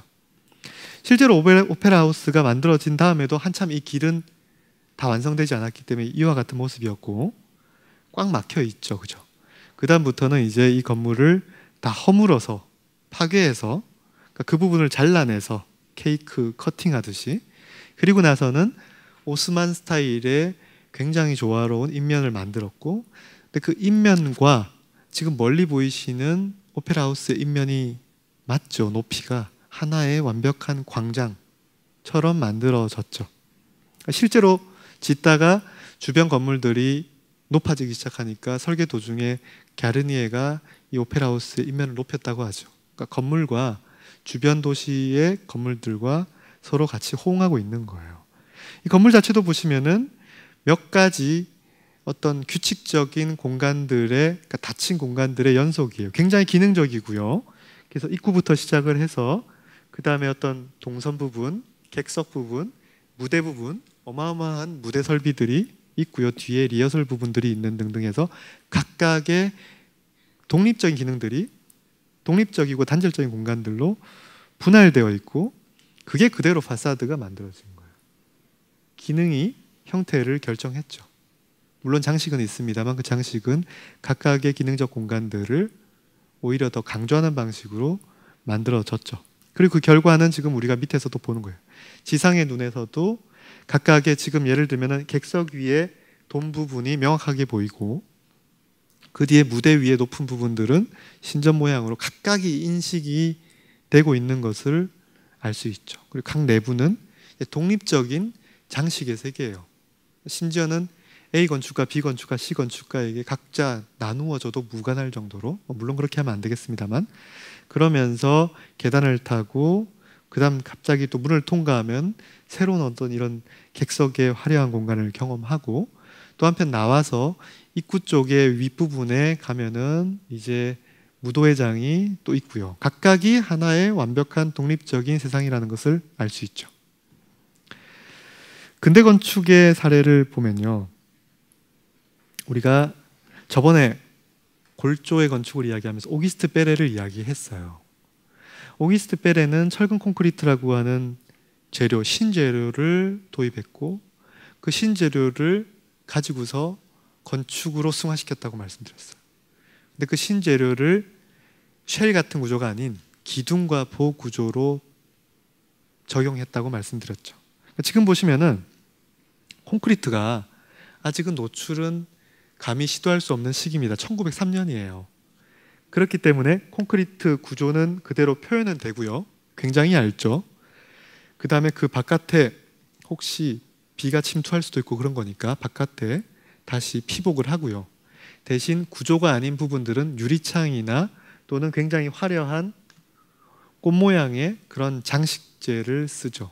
그러니까 위계가 확실하죠. 구조인 것과 구조가 아닌 것을 확실하게 써요. 그런 부분들을 곳곳에 볼 수 있어요. 굉장히 체계적인 인면을 갖고 있죠.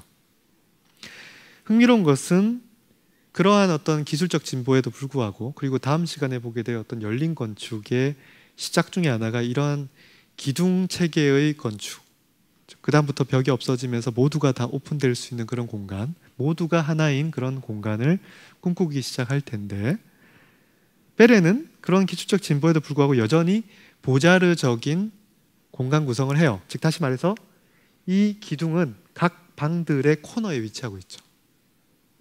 모서리에.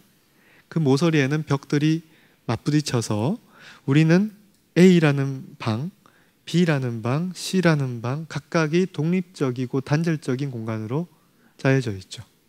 그러니까 기술적 진보와 어떤 공간적 구성이 늘 같이 가는 건 아니라는 거죠. 베레의 또 다른 주택, 굉장히 이번에는 근대 건축가의 어떤 주택이다 느낌이 올 정도로 흰색의 단아한 평면입니다만, 그 내부를 보시면 마찬가지로 또 광장을 만드는 거예요.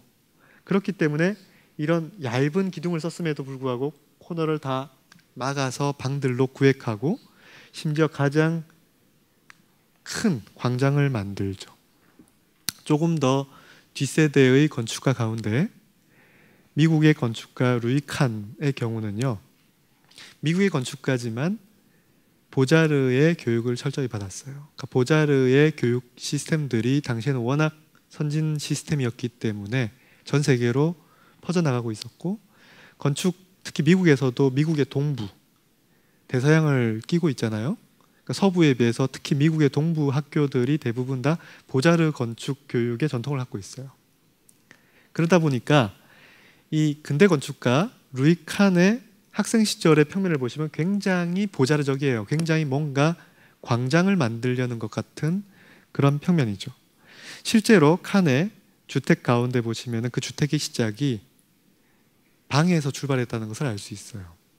지금 굉장히 다이어그램과 같은 형태의 평면입니다만, 이 건축은 하나, 둘, 셋, 넷, 다섯, 여섯 개의 박스로 이루어져 있고요. 그 박스들은 6개의 기둥으로 구성되어 있어요. 그죠? 그리고 그 6개의 기둥들로 구성되어 있는 이 박스들이 서로 떨어져 있기도 하고 빗겨 있기도 하고 붙어 있기도 해요. 중첩은 되지 않습니다. 그렇기 때문에 여기 보이는 것처럼 이상한 기둥들, 그냥 이렇게 기둥을 겹치면 되잖아요. 그러지 않고, 또는 여기처럼 정말 있으면 짜증날 것 같은 그런 기둥 사이의 간격들이 만들어지고 있죠. 이것을 건축으로 만들었을 때 그 건축 평면은 굉장히 당시에는 무리수가 있을 거예요. 근데 분명한 것은 이거예요. 건축가는 전체를 분절해서 그 다음에 각 방을 만든 게 아니라 각 요소들을 명확하게 만든 다음에 그 요소들을 배치하기 시작했다. 단어를 만들고 단어를 조합해서 문장을 만들었다는 것이죠. 그리고 그 단어를 훼손시키지 않으려고 했다는 거예요. 문장을 설사 위해서 단어를 비틀 수도 있겠으나 그러지 않았다는 것이죠. 계속 칸의 모든 건축들은 이런 각각의 기하학적인 방들로 이루어져 있어요. 그래서 이 트렌톤에 지어진 이 수영장 가기 전에 이제 뭐 샤워 시설, 화장실, 입구 등등을 다 해결한 이 건물 또한 하나, 둘, 셋, 네 개의 박스들로 이루어져 있죠. 십자 형태로. 사실은 중간에 있는 이 비어져 있는 것도 지붕만 없을 뿐이지 상자예요. 닫힌 상자이죠. 아까 보셨던 팔라디오의 빌라 로툰다, 십자형 형태의 평면과 굉장히 비슷하죠. 칸은 이렇게 얘기했어요. 건축은 방을 만들므로써 시작한다. 그러면서 밑에 지금 그림이 재미있는데요. 더 룸이라고 했죠. 아까 갸데라고 하는 건축가 구성의 요소는 방이라 그랬어요. 그때 그 방이라고 하는 단어의 불어 단어는 BS입니다. BS라는 단어는 중립적이에요. 그러니까 거실, 침실 이런 것들은 특별하죠. 실 이러면은 중립적이잖아요. 룸 하면 중립적이잖아요. 리빙 룸이 있고 다이닝 룸이 있고 그런 것처럼 어떤 중립적인 상태의 방들을 불어에서도 BS라고 하고요. 여기 영어로는 룸이라고 해요. 그 룸은 칸의 경우는 여기 보이는 것처럼 구조가 명확하게 드러나야 하고요. 그러니까 이 방이 어떻게 버티고 있는지를 보여줘야 합니다. 그게 구조죠. 그 다음에 밝혀져야 되죠. 어두우면 안 되잖아요. 그러니까 닫혀져 있는데 그 다음에 빛을 만들어야 되기 때문에 창문을 만들어야 되죠.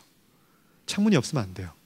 창문이 있다는 얘기는 이게 닫혀져 있다는 얘기예요. 원래는 닫혀져 있으니까 뚫어야 하죠. 원래부터 아무것도 없었다면 창문이 있을 이유가 없잖아요.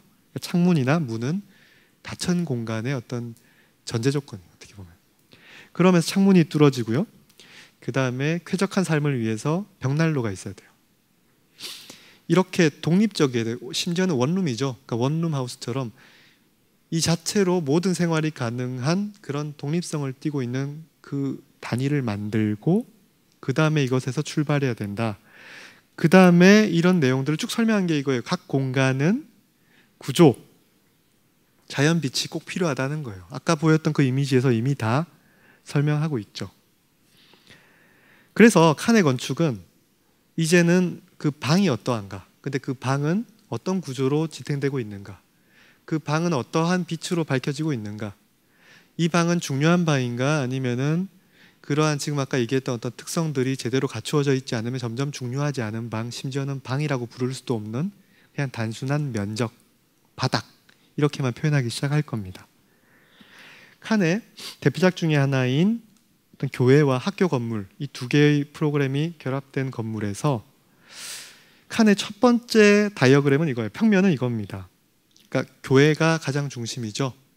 교회가 어떤 신의 진리, 종교적 진리들을 세상에 전파하는 수단이 학교잖아요.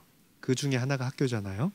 그러니까 세상과 닿아가기 전에 가장 중심에는 신의 공간이 있고 그 바깥에는 학교 공간이 둘러싸일 거고 그리고 세상이 있을 겁니다. 굉장히 다이어그램, 순수한 다이어그램을 그냥 바꾼 것 같죠.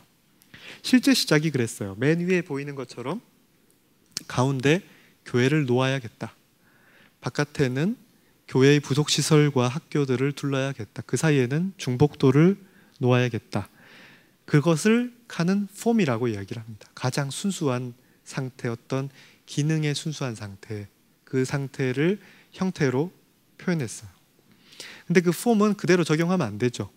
디자인을 해야 된다는 거예요. 그래서 그것을 어떻게 할 것인가 라고 고민하기 시작하면서 건축가로서 이러한 평면을 만든 것이 디자인이죠. 근데 너무 조금 단순하고 적나라하고 문자 그대로의 번역이죠. 바꿉니다. 이번에는 학교와 그 다음에 교회당을 나누고 이렇게 하면 안 되니까 학교의 부분들을 쪼개서 그 다음에 붙여나가기 시작해요. 둘러싸서 결국은 교회당 주변으로 마치 자석 위에 붙어있는 그 쇠조각처럼 학교나 교회 부속 건물들이 둘러있는 것이 결국은 칸이 도달한 결과입니다. 그리고 나서 그 평면이 이거예요. 비록 전체는 규칙적이지 않아 보이나 각 공간들은 규칙적입니다. 그죠? 닫혀져 있어요. 여기는 공간 교회가 있고 중복도가 있고 가해, 학교 등등의 부속 시설들이 둘러싸여져 있죠. 그 다음에 그 상단에는 뭔가 점선이 있는데요. 이게 사실은 지붕 구조예요. 지붕이 왜 십자가 형태냐? 물론 이제 교회니까 십자가 할 수도 있겠습니다만 가에 중요화된 요소들이 붙음으로써 가장 중요한 공간에는 빛이 안 들어오잖아요. 창문이 옆으로 뚫릴 수가 없죠. 그럼 어떻게 해야 될까요? 하늘에서부터 빛이 떨어지는 수밖에 없겠죠. 그러니까 가장 중요한 공간은 주로 위에서부터 빛이 떨어집니다. 그래서 각 모서리의 코너 부분의 네 부분을 올려서 타워처럼 빛을 받아들이는 장치를 만들죠. 이것처럼요. 그 형태가 실내 내부에서 보면 바로 이 형태예요. 십자가가 수평으로 떠 있고요. 각 모든 어떤 구조적 형태들이 눈으로 보이죠. 이 지붕은 어떻게 받치고 있는가, 그런 기둥 체계들이 명확하게 보여지잖아요. 이런 방식들, 왼쪽과 같은 방식들은 사실은 칸이 굉장히 좋아했던 스코틀랜드의 성의 그 평면들을 칸은 즐겨 사용했어요.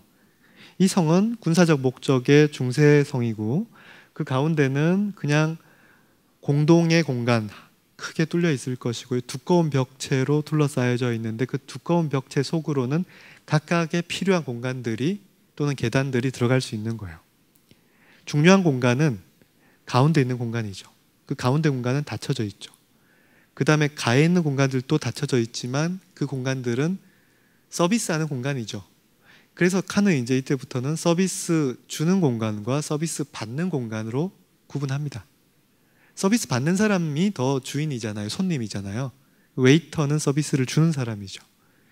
그런 건축들이 칸의 이제 모든 건축들에 체계적으로 적용이 되어 있어요. 엑시터 도서관도 마찬가지입니다. 그 내부에 들어가면 사실은 기능적으로는 어떤 기능도 없는 아트리움이 가운데 있고요. 그 가해로 각각의 열람실 공간들이 둘러싸여져 있죠. 가장 중요한 공간은 이 중앙에 있는 아트리움이고 그 아트리움은 빛이 들어오기 어렵기 때문에 상부에서 빛이 들어오죠. 근데 일부러 빛 구멍을 뚫지 않아요. 구조를 명확하게 하면 구조 아닌 부분에 빛이 떨어지면 되죠. 마치 아까 오기스트 베레의 경우에 구조와 구조가 아닌 것을 구분했던 것처럼 그렇기 때문에 이 구조가 빛을 만드는 거예요. 한편으로는 이 빛이 구조를 보여주죠. 그래서 우리는 여기에 있을 때 이 건축의 공간의 구조, 그렇게 단순한 건 아닙니다만 십자의 보가 있고 그 보가 각 모서리 코너로 타고 내려간다는 것을 인식할 수 있어요. 이 공간이 어떻게 완성된 것이라는 것을 알 수 있죠. 평면상으로 보시면 가운데 보았던 이 좁은 아트리움이 아까 보았던 주요 공간이고요. 나머지 있는 공간 부분들이 서고 점점점 가면서 이제 각 가의 책상 정도로 가게 되면 점점점 공적인 공간에서 사적인 공간으로 이렇게 쪼개지기 시작하겠죠. 아까 어떻게 보면은 적나라한 이 칸이 좋아했던 스코틀랜드 성의 평면의 모습이에요.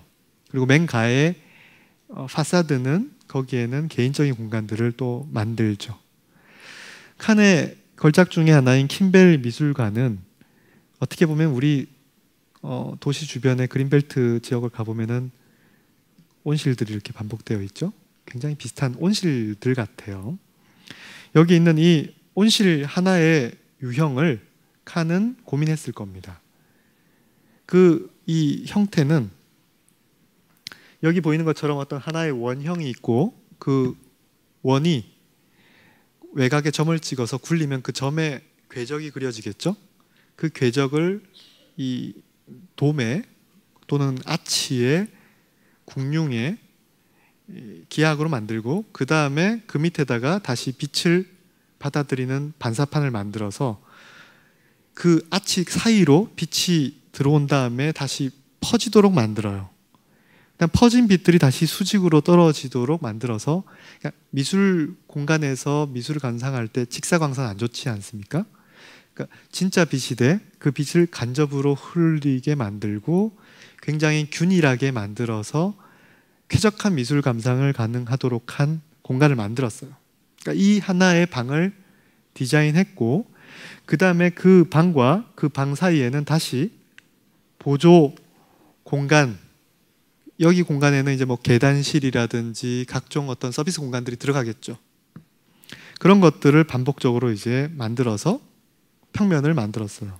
처음에 이 건물을 들어가게 되면은 아까 이상도시의 그 베를린 도판 세 번째 것이 기둥 체계를 먼저 보여주고 실제를 경험하게 한다. 먼저 인지시키고 경험하도록 한다라는 것처럼 그 앞에 먼저 어떻게 보면 가장 그 원시 오두막과 같은 그런 가장 기본적인 어휘를 먼저 보여주고, 물론 이것은 지금 열려져 있지만 저는 이것을 닫힌 공간이라고 저는 이야기할 겁니다.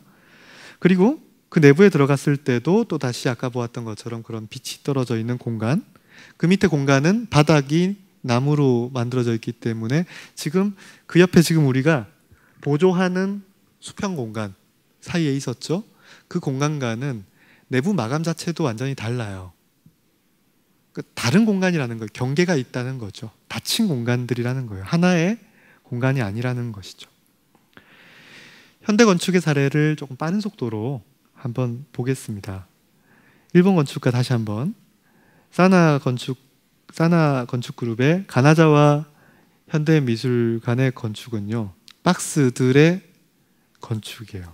전체는 원형의 모습입니다만 어떻게 보면 원형 쟁반 위에 상자들을 쌓아놓은 것과 비슷해요. 각각이 먼저 정확한, 전시에 따른 필요한 정확한, 아주 객관적이고 아주 딱딱한 어떤 미적 의도 없이 그런 공간들을 필요에 따라서 유형별로 만들고, 그렇게 해서 이런 전체가 만들어지죠. 예를 들면 투명한 공간은 실내 공간이고 그렇게 표현한 겁니다. 그 다음에 녹색은 중간중간에 이제 빛이 뚫어져야 하기 때문에 중정이 필요하죠. 중정도 박스예요. 그래서 중정, 그 다음에 각각의 프로그램들을 영역별로 그리기 시작해요. 그래서 이 영역들끼리는 가까이 있어야겠죠. 그리고 나서 그것들을 다시 직각체계로 재배열하기 시작합니다. 그러면서 어떤 영역별로 연결을 건축가가 이렇게 가서 저렇게 딱 가도록 하는 게 아니라 단지 가까이 있게 만들고, 그 다음 그 속에는 무수한 골목들을 만들고, 그리고 그 골목 속에서 마치 미로처럼 끊임없이, 그러니까 골목은 굉장히 열려져 있습니다만 그 내부에 있는 가까이 공간들은 그 다음부터는, 그러니까 미술이 아닌 동선의 공간이 있고 각각의 박스는 순수하게 미술만 있는 공간으로 구분이 되어서 이렇게 만들어져 있겠죠. 그래서 그 결과 경우에 따라서 굉장히 높은 층고를 필요하는 공간들이 튀어나와 있는 것이죠. 네덜란드의 알메르라고 하는 신도시를 디자인할 때 많은 건축 그룹들이 함께 여러저러 작품들을 선보였을 때 그때 사나의 작품이에요. 극장입니다. 이 극장은 하나의 수평적인 띠를 만들고 그 위에 다시 거대한 볼륨들이 놓여져 있어요. 모형을 보면 다시 굉장히 그런 느낌들을 적극적으로 표현하고 있죠. 마치 이렇게 호수 위에 오브제가 떠 있는 것처럼 보입니다. 평면은 사실은 우리가 그동안 건축의 전통에서 무수히 발전시켜왔던 다양한 구성의 예술들이 존재하지 않아요. 그냥 마치 그냥 방들을 아까 보았던 것처럼 서로 이어서 위계 없이 그냥 손에 잡히는 대로 타일들을 배치한 것처럼 보이죠. 시작은 이러했을 겁니다. 또 마찬가지로 각각의 공간들을 규정하고, 근데 그 공간들은 이 공간이니까 이런 장식, 저 공간이니까 저런 형태가 아니라 정확하게 필요한 볼륨의 형태들이 정해지고, 큰 프로그램은 단지 클 뿐이고 작은 프로그램은 단지 작은 프로그램일 뿐인 그런 공간들을 만들어서 그 다음 그것들을 결합시켜서 닫힌 공간만의 어떤 세상인 거예요. 무조건 어느 공간을 통과하기 위해서는 문을 통과해야 되죠. 물론 이제 지금 여기서 보이는 것처럼 그 벽이라고 하는 것은 과거의 어떤 두꺼운 그런 벽이 아니라 굉장히 투명한 벽이라는 점에서 차이는 있어요. 그러니까 마치 문이 있고 닫힌 공간들이나 그 경계는 또 한편으로는 투명하게 흐렸다는 것이죠. 그렇기 때문에 내부는 분명히 닫힌 공간입니다만 또 한편으로는 굉장히 투명하다는 굉장히 역설적인 두 개의 상황들이 이렇게 중첩되어 있어요. 아까 보았던 그 평면을 세지만은 단면으로 만들면 어떨까? 90도로 세워서. 비슷한 식에 만들어진 작은 평면이에요. 지금 보이시는 이 단면은 아까 그 알메르의 극장의 평면하고 비슷하게 각 공간들이 서로 그냥 붙어 있죠.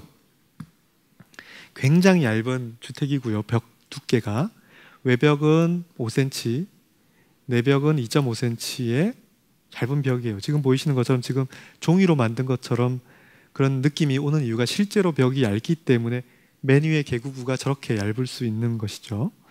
각각의 내부의 공간들은 독립적인 창을 갖는데 그 창들이 결과적으로는 굉장히 무작위적으로 배치되어 있는 이유가 각 내부의 방들이 사실은 독립적으로 3차원적으로 각각의 레벨들이 다르기 때문이에요. 평면의 모습이고요. 가운데에 지금 보이시는 것처럼 돌림 계단이 있고요. 돌림 계단이 있을 때 1층, 2층이 아니라 계속 각각의 공간들을 만나가면서 올라가겠죠. 층들이 다양하기 때문에. 그러면서 내부의 방들끼리 개구부가 뚫려요. 내부의 창이 만들어지죠. 제가 만약에 부모라면 위에 애가 있는데 지금 밑에서 이렇게 편안하게 차를 마실지는 못할 것 같아요. 굉장히 위험하고 아찔아찔한 그런 공간인데 만약에 제가 아이라면 얼마나 좋아할까라는 생각도 들고요. 근데 이것처럼 지금 내부의 공간들이 뭔가 창이 뚫리고 문이 아닌 창이 뚫리면서 그런 창을 통해서 시각적인 소통을 하고 그 소통은 굉장히 3차원적인 대각선 방향으로 소통이 될 것이고요. 그러면서 사실은 어떻게 보면은 이러한 개구부가 뚫린다는 증거는 이 건축이 닫힌 공간들을 기반으로 해서 닫힌 공간들을 훼손시키지 않기 위해서 최대한 노력했다. 다시 말해서 코너가 살아있잖아요. 지금 코너가 뚫려있지 않잖아요. 다음 시간에 보게 될 건축들은 다 코너를 투명하게 만들려고 할 겁니다. 여기는 지금 의도적으로 비록 큰 개구부를 뚫었지만은 그 내부에는 명확한 박스라는 것이 구분이 돼요. 마치 약간 만화 같죠. 만화 보시면은 만화들이 배치되어 있는 이런 그 그림의 형식들이 이런 방식이죠. 실제로 사나의 출판물의 그 이미지들이 이렇게 스냅컷으로 해서 이런 방식으로 배치되어 있는데 저는 이런 방식의 배치들이 굉장히 적절했다는 생각이 들어요. 왜냐하면 저것이 바로 건물의 단면이니까요. 이 사나의 또 다른 건축, 사나의 류 니시자와라는 두 명의 건축 그룹이 있는데요. 세지마가 있고 니시자와가 있어요. 그러니까 국내에서 독립적인 프로젝트를 할 때는 각자가 알아서 하고 국제 현상 설계를 할 때는 사나로 결합해서 하는 거예요. 이번에 니시자와는 어떤 하숙집 설계에 의뢰를 받았어요. 그 맨 왼쪽에 있는 것이 일반적인 하숙집이죠. 1, 2, 3, 4, 5, 6의 하숙집, 그 다음에 맨 위에 주인집. 근데 문제는 뭐냐면요. 1에 들어간 사람은 1일 공간만 경험할 수 있고 심지어 주인은 밑에 공간 마당을 쓰기가 굉장히 불편해져요.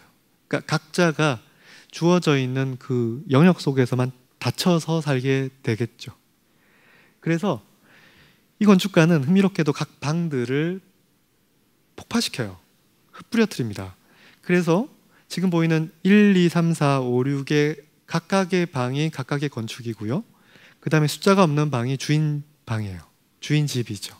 그렇게 해서 하나의 사실은 주택인데 도시 같죠. 실제로 굉장히 맥락적인 설계라고 저는 생각이 들어요. 왜냐하면은 이게 도쿄의, 그러니까 사실 우리나라도 마찬가지죠. 이게 바로 모습이에요. 여기에 찾아보실 수 있으시겠어요? 바로 이게 건축가의 작품이에요. 그러니까 어떻게 보면 미니어처죠. 그렇게 해서 각각의 공간들이 닫혀져 있고 대신 또 그 공간들이 투명할 수 있도록 최대한 큰 개구부들을 만들고 그러나 모서리는 살려놓고 유일하게 만약에 뚫려 있는 모서리는 공동 화장실, 욕실이 다 오픈되어 있고요. 물론 커튼이 있습니다. 이런 것처럼 각 박스들이 일단 닫혀져 있고 그 다음 개구부들이 크게 뚫어져 있고 그 개구부를 통해서 내부가 또 적나라하게 노출되고 건너 심지어 저 넘어 있는 세면대의 배수관까지 다 보이죠. 이런 건축들이 굉장히 흥미롭게 보이시죠. 니시자와는 이번에 비슷한 시기에 또 다른 방식을 해요. 이번에는 원래 하나의 평면이어야 되는데 너무 작으니까 그 작은 면적을 크게 쓰는 방법은 그냥 벽을 없애는 걸까요? 이 건축한 생각을 바꿔서 면적이 중요한 게 아니라 방이 몇 개가 중요하다. 더 작게 쪼개더라도 방을 계속 만들자. 그래서 이런 결과물의 아파트를 만들어요. 평면은 굉장히 복잡해서 제가 일일이 설명드리기는 어렵습니다만 결과적으로는 각각의 룸들을 마치 일본 벤또, 도시락 판처럼 이렇게 만들고 복도가 없어요. 그럼 어떻게 통과할 수 있을까요? 방에서 문을 열고 그 다음 방으로 통과할 수밖에 없겠죠. 그때 그 문은 일반적인 문이 아니라 창문처럼 넓고 창문보다는 낮아서 내부의 창문과 같은 저런 문이 될 거예요. 그러면서 저 너머에 뭐가 있다는 걸 어떻게 알까요? 욕실이 어디죠? 하면은 보이잖아요, 저기. 그죠? 그 다음에 부엌이 어디예요? 보이잖아요. 그러니까 그 너머에 어떤 공간의 성격을 규정짓는 것은 그 안에 기능이고 그 기능은 오브제들이죠. 그래서 적절하게 이런 오브제들이 전시가 되고 그러면서 계속 그 작은 방들 사이사이로 투과되는 그런 건축을 우리가 볼 수가 있죠. 이처럼 뭐 현대 건축가들 가운데 그러니까 사실은 이런 사례들이 찾기가 쉽지는 않아요. 왜냐하면은 이제 그 다음부터는 다음 시간처럼 오히려 건축가들은 더 오픈시키려고 하고 하나의 공간으로 만들려고 하고 그러면서 과거에 닫힌 건축의 어떻게 보면 전통들이 끊어진 것 같은데 어느 순간 현대 건축가들 가운데 또는 근대 건축에서도 심지어 지속적으로 닫힌 건축의 건축을 주도했던 사람들이 있고 물론 그렇다고 해서 이 사나가 계속 박스의 건축만 했느냐? 전혀 그렇지 않습니다. 또 제가 일부러 다음 주 강의 때는 또 사나의 열린 건축을 또 한번 보여드릴 수도 있을 것 같아요. 네, 이처럼 아까 제가 조금 시간이 없어서 사실은 이제 끝을 내야 되는데요. 하나의 온천장 얘기만 짧게 제가 1분 만에 끝을 내고 하겠습니다. 이 사메단이라고 하는 스위스 온천장이 있는데요. 이 온천장은 지금 바깥에 보이시는 지금 가운데 보이는 종탑 가운데 몸체에 있는 흰색 볼륨이에요. 여기에 있는 이 지역이 그냥 스위스 전형적인 전통 농가의 모습이고 그렇기 때문에 창문들이 여기저기 이렇게 뚫려져 있는 그런 모습들의 모습이고 평면 또한 굉장히 중세 도시의 모습을 그대로 유지하고 있는 도시 속에 건축가는 지금 조금 진하게 칠해져 있는 저 수영장을 만들어야 했고 온천장이고요. 근데 결국은 온천장이라고 하는 것은 공간 안에 별도의 탕이 있는 게 아니라 탕 자체가 공간일 수 있잖아요. 그러니까 이 건축가는 각각의 탕들을 아예 그 자체로 공간을 만들고 그 공간들을 경험하게 만들어요. 독립적인 공간들을 경험하게 만들고 그 사이사이를 복잡한 계단을 통해서 미로처럼 마치 산 속에 있는 동굴처럼 동굴탕처럼 이렇게 뚫고 들어가게 만들어서 예를 들면은 먼저 옷을 갈아입어야 할 공간 그게 맞는 피복 그 다음에 올라가게 된 또 다른 목욕탕 거기에 맞는 이번에는 타일 색깔을 정하고 그 다음에 거기에는 창문들이 뚫려요. 또 다른 탕을 가면 거기에는 또다시 별도의 또 색깔의 타일이 있고 거기에는 심지어 이런 조명들도 샹들리에처럼 있고요. 그 다음에 거대한 창문이 있어서 자연 빛을 보고 풍경을 보면서 경험을 하겠죠. 사우나 그 다음에 뭐 등등 각각의 탕들이 각각의 닫힌 구조이고 그 닫힌 구조는 사실은 고유한 공간이에요. 그러면서 차를 마시는 공간이면은 또 차에 맞는 공간에 맞게 내부 피복을 또 합판으로 하고 마지막 순간은 이제 이 옥외탕이죠. 옥외탕을 통해서 또 풍경을 바라보게 하고 그러니까 결국은 이렇게 각각의 탕들이 닫힌 공간이고 고유의 공간이고 단절되어 있고 그 다음에 그 단절되어 있는 공간 속으로 창을 통해서 바라보고 창문이 있고 한편으로는 벽난로는 없지만 그 자체로 지금 하나의 어떤 따뜻한 공간을 만드는 물이 고여 있잖아요. 이런 건축들이 계속 발견될 수 있다. 그리고 그런 건축가들은 굉장히 그러한 닫힌 체계의 공간들을 최대한 유지하기 위해서 끝까지 저런 마감까지 노력하고 있다는 것을 조금 한번 생각해 봤으면 좋을 것 같습니다. 예, 조금 시간이 초과해서 죄송하고요. 일단 강의는 이렇게 마치겠습니다. 네, 감사합니다.